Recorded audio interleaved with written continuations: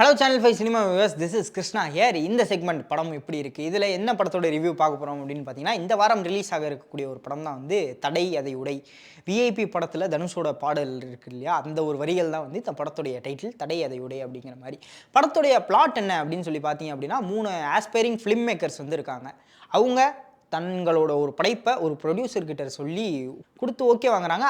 அதுக்கு பின்னாடி இருக்கக்கூடிய அந்த ப்ராசஸ்லாம் என்ன அப்படிங்கிறதான் வந்து இந்த படத்துடைய பிளாட்.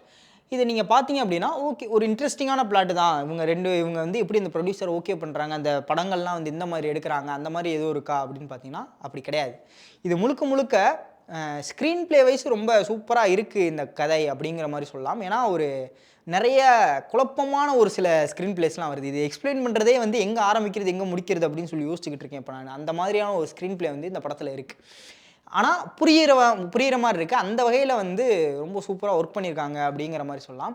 ஆனால் அந்த ஸ்க்ரீன் ப்ளேயில் அவங்க சொல்ல வந்திருக்க கதை அப்படிங்கிறது தான் வந்து இங்கே கொஞ்சம் அடி வாங்குதோ அப்படிங்கிற மாதிரி வந்து நான் நினைக்கிறேன்.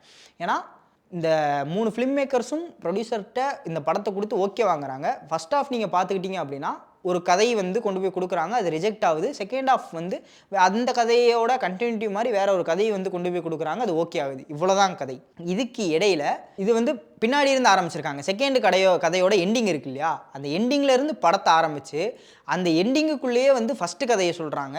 ஃபஸ்ட்டு கதையிலேருந்து இன்ட்ரமிஷன் போட்டு அங்கேருந்து அதுக்கப்புறம் செகண்ட் கதையை ஆரம்பித்து மறுபடியும் எண்டிங்க்கு வராங்க. இதுதான் வந்து இந்த படத்துடைய ஸ்க்ரீன் ப்ளே பேட்டர்ன். இது சொல்லும்போது உங்களுக்கு ஒரு சில பேருக்கு கொஞ்சம் குழப்பமாக இருக்கலாம். அந்த மாதிரி தான் வந்து படம் இருந்துச்சு. அதை தாண்டி இப்போ ஃபர்ஸ்ட் ஹாஃபில் ஒரு ரியல் லைஃப் இன்சிடென்ட் வந்து நாங்கள் எடுத்திருக்கோம் பேஸ் பண்ணி அப்படிங்கிற மாதிரியான கதைக்குள்ளே ரியல் லைஃப் இன்சிடென்ட் பேஸ் பண்ணி எடுத்திருக்கோம் அப்படிங்கிற மாதிரியான ஒரு கதை வந்து சொல்லப்படுது. அதுக்குள்ளே பார்த்தீங்க அப்படின்னா இந்த கருத்து பேசுகிற படங்கள் அப்படிலாம் இருக்கும் இல்லையா, இது படத்தை ஸ்பூஃப் பண்ணி எடுத்தாங்களா அப்படிங்கிறது தெரியல. ஏன்னா எனக்கு பார்க்கும்போது அவங்க சீரியஸான ஒரு டோனில் தான் இதை எடுத்தாங்களோ அப்படிங்கிற மாதிரி தான் இருக்குது.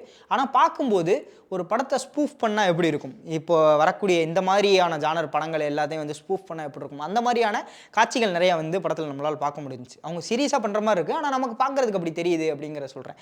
இந்த ஜாதி அரசியல் பேசுகிறாங்க, இதெல்லாம் வந்து இப்படி தாண்டா அப்படிங்கிற மாதிரியான ஒரு சில டைலாக்ஸ்லாம் இருந்துச்சு.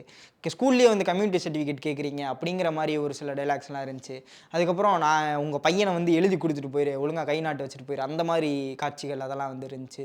அதுக்கப்புறம் 2 லவ்வர்ஸ் வந்து இந்த என்ன சொல்கிறது, நாடக காதல் அப்படிலாம் சொல்லுவாங்க இல்லை, நீ போய் அவங்கள வந்து லவ் பண்ணணும் அந்த வீட்டுக்காரன் பொண்ணு அப்படிங்கிற மாதிரியான ஒரு சில விஷயங்கள். இதெல்லாம் பார்க்கும்போது என்ன சொல்ல வரீங்க, இந்த கதை வந்து எதை நோக்கி போய்கிட்டு இருக்கு, இதுதான் கதையா இல்லை இதுதான் கோரா, இது எதுக்கு சொல்கிறாங்க அப்படிங்கிற மாதிரி நிறைய கேள்விகள் வந்து வருது இந்த படம் பார்க்கும்போது. அப்படியே செகண்ட் ஹாஃப் பார்த்தீங்க அப்படின்னா இந்த விஷயம் முடியுதா, இந்த கதை வந்து ரிஜெக்ட் ஆகுது அப்படிங்கிற மாதிரி இன்ட்ரமிஷன் வருது. செகண்ட் ஹாஃப் பார்த்தீங்க அப்படின்னா இந்த கதையோட ஒரு கண்டினியூஷன் அப்படிங்கிற மாதிரி இன்னொரு விஷயம் சொல்கிறாங்க. அதுக்குள்ளேயும் வந்து நிறைய கருத்துக்கள், அது முழுக்க முழுக்க இப்போ இருக்க ஜென்ரேஷனுக்குள்ளே வந்து போயிட்டாங்க. யூடியூப் பார்த்து பசங்க எல்லாருமே வந்து கெட்டு போகிறாங்க, இல்லை வந்து இது வந்து ஒரு லைப்ரரி மாதிரி இருந்துச்சு யூடியூப் முன்னாடி, இப்போ வந்து அதை வியாபாரமாக்கிட்டாங்க. எல்லோரும் நம்ம தினசரி வாழ்க்கையில் என்னென்ன செய்கிறோமோ அது எல்லாத்தையும் எடுத்து யூடியூப்பில் போட ஆரம்பிச்சிடுறாங்க அப்படிங்கிற மாதிரி இந்த பக்கமும் கருத்து சொல்ல ஆரம்பிச்சிருக்காங்க. ஸோ படம் முழுக்க பார்த்தீங்க அப்படின்னா சமுத்திரக்கன்யனோட ஸ்பீச் வந்து ஒரு 10 நிமிஷம், ஒரு 2 மணி நேரம் முழுசாக கேட்டிங்கன்னா எப்படி இருக்கும், அந்த மாதிரி ரேண்டமான நிறைய கருத்துக்களாக தான் வந்து கோர்த்து ஒரு டைலாக் ஆக்கி அதுதான் வந்து 2 பார்ட்டாக வந்து, அதாவது 2 பார்ட்டானா ஃபர்ஸ்ட் ஆஃப் செகண்ட் ஆஃப் 2 பக்கமே வந்து கொடுத்துருக்காங்க அப்படிங்கிற மாதிரி தான் இருந்துச்சு. அந்த கதையை 2 கதையுமே இன்னும் கொஞ்சம் ஸ்ட்ராங்காக, இல்லை வந்து இதுதான் கோர், இதை நோக்கி தான் நாங்கள் வந்து போய்கிட்டு இருக்கோம் அப்படிங்கிற ஒரு விஷயத்தை ப்ளேஸ் பண்ணியிருந்தாங்க அப்படின்னா இந்த ஸ்க்ரீன் ப்ளே வந்து இன்னும் பாராட்டப்பட்டிருக்கும். ஒரு நல்ல கதையை அங்கே அமைஞ்சிருந்துச்சு அப்படின்னா இன்னும் சூப்பராக வந்து இதை கொண்டு போயிருக்கலாம் அப்படிங்கிற மாதிரி நினைக்கிறேன். ஆக்டர்ஸ் வச்சு பார்த்தீங்க அப்படின்னா அந்த கதைக்குள்ளே அவங்க நடிச்சுக்கிட்டு இருக்கோம் அப்படிங்கிறதையும் வந்து காட்டிக்கிட்டு இருந்தாங்க. அந்த வகையில் அவங்க அதுதான் புல் ஆஃப் பண்ண ட்ரை பண்ணாங்க அப்படிங்கிற மாதிரி நினைக்கிறேன். ஸோ எனக்கு அது ஒரு நெகட்டிவாக வந்து தோணலை. மியூசிக் வந்து பார்த்தீங்கன்னா அது இருந்த மாதிரியே, நீங்கள் படம் பார்த்துட்டு வெளியே வந்தீங்க அப்படின்னா இந்த படத்தில் மியூசிக் இருந்துச்சா அப்படிங்கிற மாதிரி தான் இருக்கும். எந்த இடத்துலையும் அந்த மியூசிக்ங்கிறது தனியாக எங்கேயுமே தெரியல, மியூசிக் இருந்த மாதிரியே தெரியல. காமெடி சீன்ஸாக இருக்கட்டும், இல்லை வந்து சீரியஸான ஒரு ஆக்ஷன் சீனாக இருக்கட்டும், அது இல்லை எந்த இடத்துலையும் வந்து மியூசிக் பெருசாக என்ன சொல்கிறது இம்ப்ரெஸ் பண்ணல. மற்றபடி படம் வந்து பார்த்தீங்கன்னா அந்த ஸ்க்ரீன் ப்ளேவை ரொம்ப ப்ரில்லியண்ட்டாக இருந்துச்சு இந்த படம். ஆனால் அவங்க எடுத்துக்கிட்ட அந்த கதை அப்படிங்கிறது வந்து என்ன கதை அப்படிங்கிறதே தெரியாமல் போயிடுச்சு. அதுதான் இங்கே வந்து பிரச்சனை. அடுத்து கேரக்டர்ஸ் கிட்ட வந்தீங்க அப்படின்னா நான் முன்னாடியே சொன்ன மாதிரி ஆக்டிங் வைஸ் வந்து அவங்க என்ன புல் ஆஃப் பண்ண ட்ரை பண்ணியிருக்காங்களோ அதை கொண்டு வந்திருக்காங்க அப்படிங்கிறதான் வந்து நான் சொன்னேன். மற்றபடி இப்போ ஒரு ஷார்ட்டா இல்லை ஃப்ரேமா அது எல்லாமே சூப்பராக இருந்துச்சு. ஆனாலும் ஒரு பட்ஜெட் கம்மியான ஒரு படங்கள் இருக்குது தெரியுமா, கொஞ்சம் குவாலிட்டி வந்து கம்மியாக இருக்குது. இது வந்து என்ன சொல்கிறது, ஒரு படத்துக்கான ஒரு குவாலிட்டி இல்லையோ அப்படிங்கிறது வந்து ஒரு சில ஃப்ரேம்ஸில் வந்து என்னால் பார்க்க முடிஞ்சது. இன்னும் கொஞ்சம் நல்லா பண்ணியிருக்கலாமோ. ஏன்னா ஒரு ஹாஸ்பிட்டல் அப்படிங்கிற மாதிரியான ஒரு சீன் வந்து காட்டப்படுது.